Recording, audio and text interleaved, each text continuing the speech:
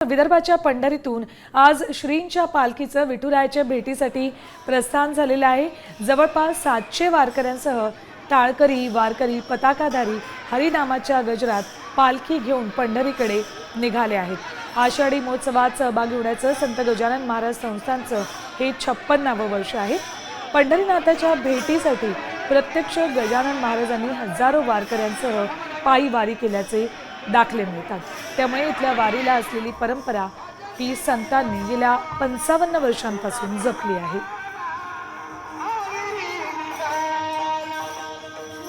थेट जाऊयात आपण शेगावमध्ये आमचे प्रतिनिधी संजय जाधव वारी प्रस्थानाची दृश्य आपल्यापर्यंत घेऊन येतात। विदर्भाची पंढरी समजल्या जाणाऱ्या शेगाव संत गजानन महाराजांची पालखी आज पंढरपूरकडे प्रस्थान झाली आहे। ही पालखी आज सकाळी 7 वाजताच्या दरम्यान ही पालखी पंढरपूरकडे प्रस्थान केले आहे। 56 वर्ष आज त्या पालखीचं आहे। 55 वर्षापासून ही पालखी सातत्यानं त्या पंढरपूरकडे जात आहे।